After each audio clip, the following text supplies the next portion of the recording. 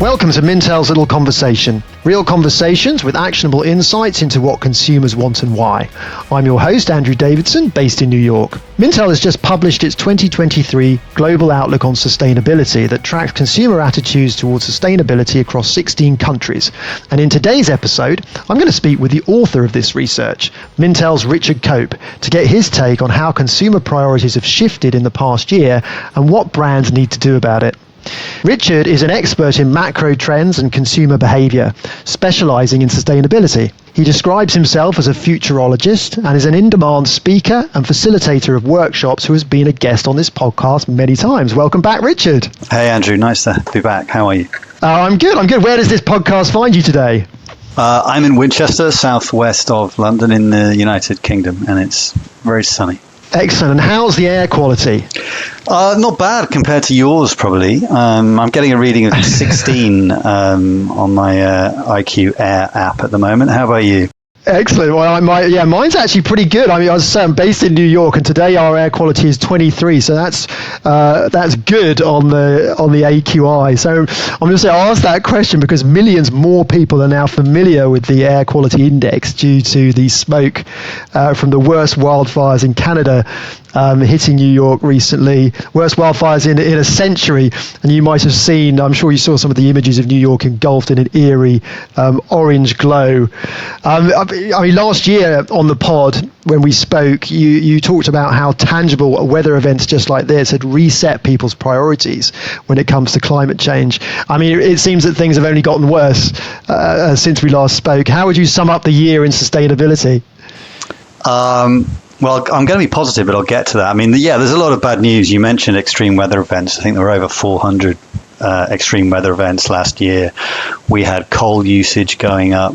We had over 5 million excess deaths related to the threats of climate change. So a lot of bad news. I think what that does though is it engages people. I mean, if we jump into, the survey shows us that we now have a majority of the sample we talk to who think that their country is experiencing climate change. It's 51% of people think that. And that's part of a greater process of engagement that comes from all this bad news. The extreme weather events you talked about, the record price increases people are experiencing in food, the war in Ukraine affecting supply chains. All of that is engaging people with the issues a lot more. And, even out of dire things like that, there's good news. There's positive things I learned when I looked at what happened in the year in sustainability. So, for example, we went past the $1 trillion ceiling in terms of investment around renewables and the transition to cleaner energy. And actually, as a result of the war in Ukraine, there's a lot of negative media focus about how governments were reopening coal mines and things like that, as I just alluded to. But we also had the International Energy Agency revise their pre-war forecast upwards. So they predict, what is going to be the amount of renewable energy capacity added, and it went up 30% than it had from their pre-war forecast. And I've seen other people argue that the transition to renewable energy might even come forward anything between 5 and 10 years as a result of the massive government reaction we're seeing to the war in Ukraine. So I think there's bad news, but I think there's good news in terms of engagement. There's good news in terms of an acceleration in action from a lot of companies and a lot of governments as well. And I think the other thing we've seen, is kind of the biggest thing we see in the research is giving consumers a sort of reality check, if you like. So I think because of all those challenging things we've talked about, I think the people in our survey are almost thinking about these issues like a lot of our clients, a lot of businesses do. They're thinking about them in terms of resilience and resource shortages. And, we're seeing people more concerned about climate change, more concerned about air quality, and more concerned about shortages of things as well. So there were some dark moments doing this report in terms of looking at the challenges ahead of us. But ultimately, I think I came out a bit more positive because I think people are more engaged, and that's the big change we're seeing. Yeah, one of the key findings of the report is that water shortages are the fastest growing environmental concern among consumers. What is it specifically about water shortages? What's driving that shift? Where are we seeing those concerns? Yeah, that growing focus on water shortages, I think it's part of that reality check I was talking about. I mean, what's happened is water shortages have become the world's third biggest environmental concern, overtaking plastic pollution, which was previously the biggest concern. And I think this is very telling, because I think plastic pollution was up there because it's an emotive subject in terms of the damage it does to the environment or wildlife. People can see it happening.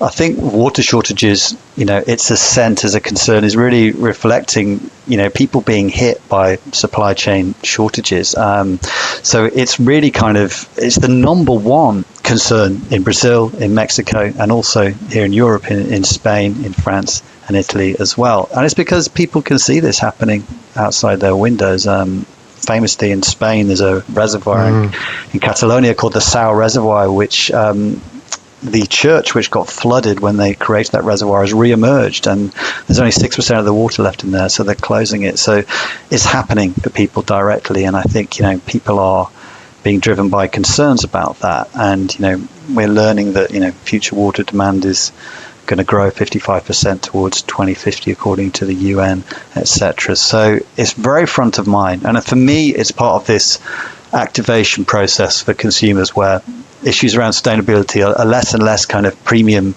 nice to have kind of considerations, and really things which are impacting on what's available to them and impacting on their the money they have to spend as well. I saw in the report, I saw that image of that cathedral emerging in Catalonia. I thought that was quite striking, quite poignant, and it does really resonate, this idea of tangibility. Of course, here I'm in New York, so on the eastern part of the United States, where water shortages is less of an issue. But of course, in the western half of the country, it's very much like you say, sort of outside the window.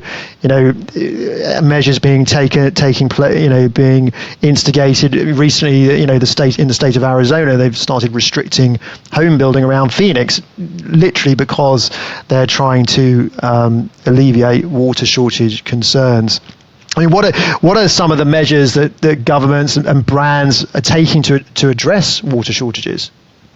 Well, I mean, here, speaking from the European angle, they just tend to sort of turn the taps off in terms of people watering their gardens and things like that. You can forget about that happening. I think in consumer-facing companies, as activists push this agenda further up the agenda, we are seeing obviously big drives in the fashion industry. For example, we're aware of the huge water footprint of the fashion industry, and brands like Levi's have been acting on that with their waterless drive for several years now, being very transparent about their progress around that.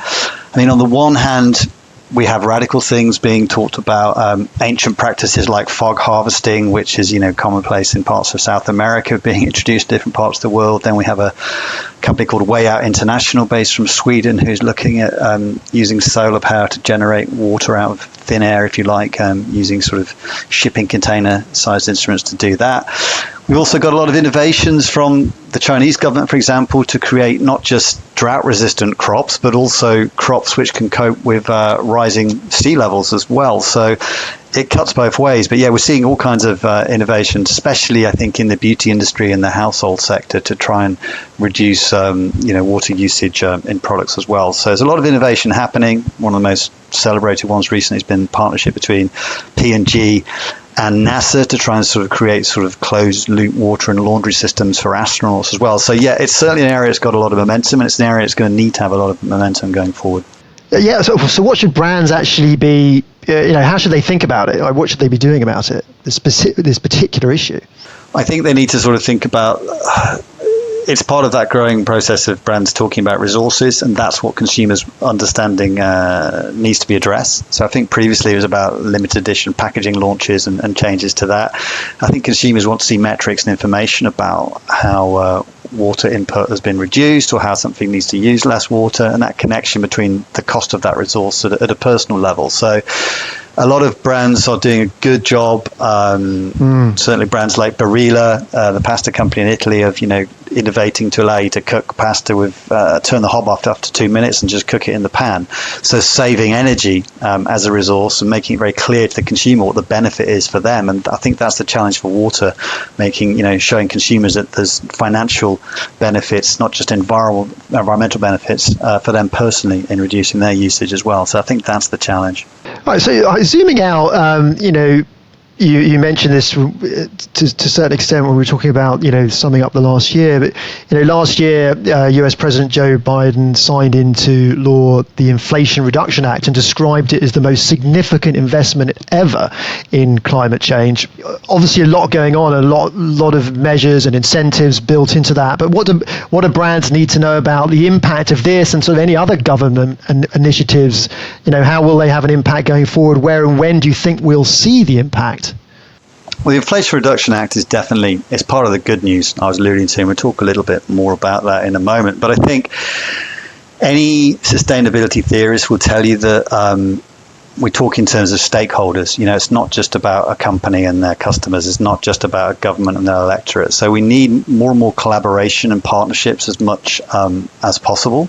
In the research of the report, we ask consumers who they think is most responsible, and whether that's governments themselves or companies, and it gets quite evenly split. So I think with the Inflation Reduction Act and a lot of the other government initiatives we're seeing, for me, it creates a real opportunity for brands to sort of piggyback on that and connect the work they're doing, even at a product level, to a sense of wider momentum within your country or what your government's doing. Because the Inflation Reduction Act, like a lot of like the EU's Green Deal or like China's 5-year plan, you'll get people criticizing it, saying it's protectionist, and it is protectionist. It is about America competing with other parts of the world for investment, and arguably, I think I would agree with the idea that it will make an electric vehicle more expensive if you're an American and you want to buy it, because it's got to be made in America.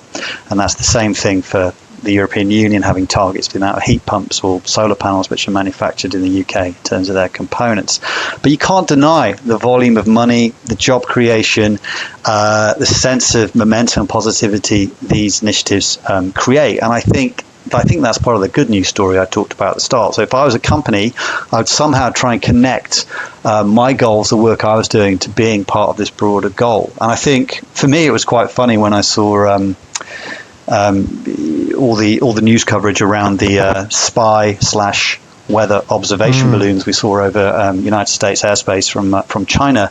And for me, it sort of tickled me, because it was it's almost like going back to the era of Jules Verne. And I was quite pleased to see that even the sort of Cold War reconnaissance technology just had a kind of low environmental impact, looking at things like hot air balloons rather than jet-powered aircraft. And for me, that kind of symbolized the kind of green arms race, which is going on between those two superpowers. So I think the Inflation Reduction Act and the other versions in Europe and China are ultimately good news in terms of the scale of what's being thrown at this.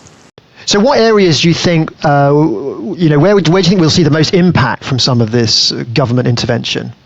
Well, you'll see more financial incentives for consumers as a result of that. I think it also marries the environmental efforts to a degree of patriotism. We've seen coal, for example, championed in the past as something which is great for local employment, which is not really true. It doesn't actually employ a lot of people. So I think there'll be a big drive around connecting patriotism with these efforts. There'll be a sort of degree of national pride around electric vehicles or solar technology manufactured in those companies, and that can only be a good thing, because we need to find different triggers and touch points to get people connect with these areas. So I think that's really important in terms of, again, the theme I talk about a lot in the report is things aren't going to succeed alone just on their lessened environmental impact. We need to have other ways to sell things in. So whether it's a government policy or a more responsible soap product, we need to sell it in. So if we can sell it in on patriotism or job creation or community pride, then great. I think that's the kind of impetus we need. So I think that's what these initiatives are going to bring. Do you think that consumers are actually aligned with the goals of these initiatives?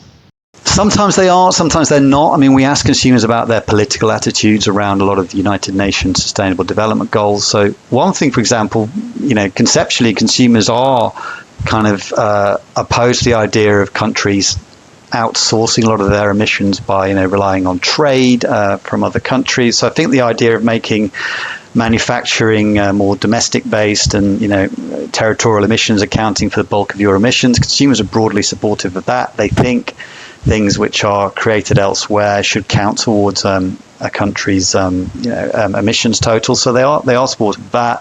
I think there are those kind of patriotic areas. Big proportions of consumers, say they would like to work in a job which could help to address climate change. So I think there are rallying points around that as well. And obviously, consumers around the world, we ask them about whether they feel they're getting sufficient incentives from their government to transition to cleaner home energy or to transition to cleaner transport.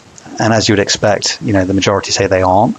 But I think these initiatives can help address that going forward as well. Yeah, I mean, obviously so much going on in this area, so many moving parts. You obviously get into a lot of detail in the report, but what should brands be thinking about then going forward? I mean, how can they address some of these issues when there's so much in flux and so much change on the horizon? One thing I'd say is to get real. I talked about how consumers are having a reality check in terms of what their leading concerns are, and I think companies need to do the same thing. We live in a world where people are increasingly educated by activists. So if you're a company and your biggest environmental footprint is energy, which I'm sure it is, that's what you need to talk about. Don't think you can get away with talking to consumers about some small scale plastic packaging reduction you're doing. So I think brands need to get honest about where they need to reduce their emissions. That's one thing. And they do need to reduce their emissions. That's the second point, because one thing that comes through very strongly in our survey is distrust of carbon offsetting from consumers. Policies which involve forestation or forest conservation programs on the other side of the world, which are very difficult to track and prove have additional value. Consumers distrust that, and that's at the heart of a lot of companies' carbon neutrality assertions. So they definitely need to get real and start acting on reducing their emissions. I think the other thing is about how they communicate things. As I mentioned, again, I keep using the word activists, and we're finding in our research that consumers are listening to activists and are being educated by them. And activists are often, the people who bring to the attention of the authorities a greenwashing campaign, and that's coming through very, very clearly. So I think one phrase we need to see the death of is environmentally friendly. Products that claim to have some kind of environmental benefit, that's just completely unrealistic. So I think in marketing we need to see more lexicons about reduced impact and talking about less, and also clear communications. When we ask consumers what they want brands to do to make them buy into more responsible, less impactful products, the top response globally pretty much is the idea of a very clear, color-coded, number-ranked eco score, if you will, similar to some of the things we're seeing in Europe.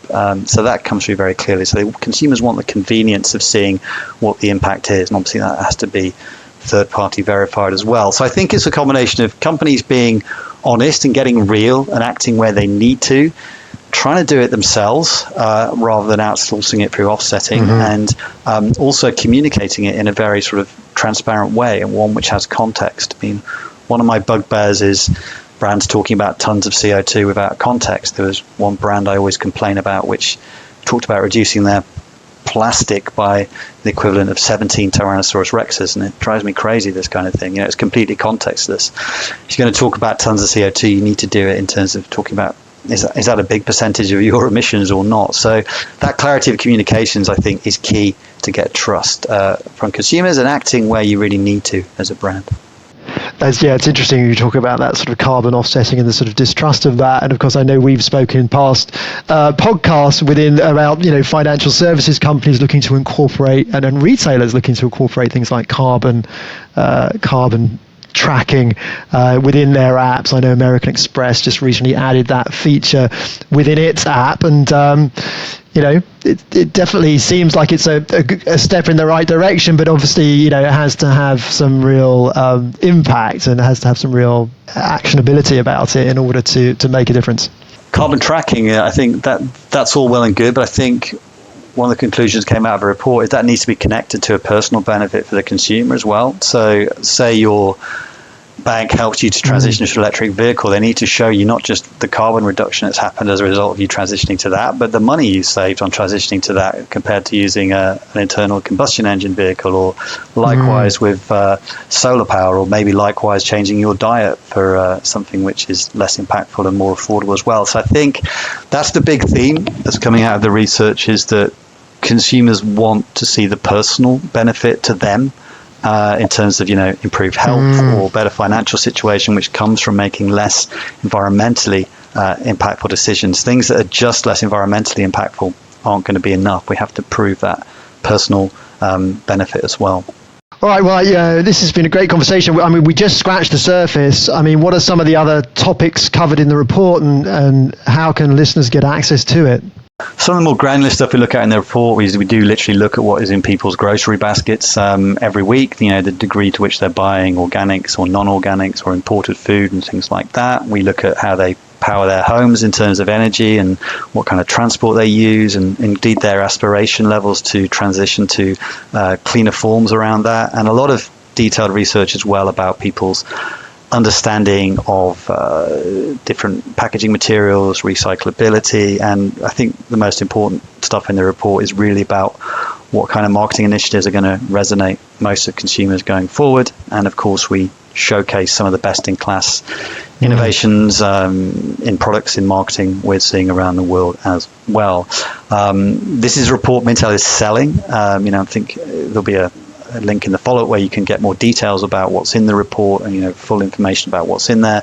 And it's something else I'm blogging and promoting extremely heavily on my LinkedIn feed as well. So follow you on LinkedIn. Please do. Thank you, Richard. We always do 3 key takeaways. I think 3 things that really resonated with me. I mean, I know you spoke in the report about this sort of tipping point, this idea of sustainability going from a nice to have for consumers to an issue, as you were just saying, just there impacting their health and their wallets. And I think that really resonates as obviously a sort of key change that's emerging over the last couple of years. I think obviously that leads into the second point, is that responsible products need to have an ROI. Like we're talking like the tangibility of some of these threats, like the air quality, and need to have tangible solutions. And you were speaking there about the personal benefits that brands need to think about in their solutions. And then my final point from my perspective, I think just so much change. You're speaking about all that intervention from governments, and so from a brand perspective, it's obviously there are new opportunities, threats emerging, different incentives on behaviour that mean this is obviously a landscape very much that's in flux. All right, so thank you, Richard. Thank you, everyone, for listening. The conversation doesn't end here. Head over to Mintel's LinkedIn and Instagram and let us know what you think. We'd love to hear your thoughts. If you want to know more about Mintel, visit mintel.com and sign up to become a member of the free Mintel Spotlight community. As Richard said, you can get a link to the report in the podcast description. Make sure you never miss an episode by subscribing on Apple Podcasts, Spotify, or wherever you get your podcasts. Goodbye for now, and we'll catch you next time for a new episode of Little Conversation.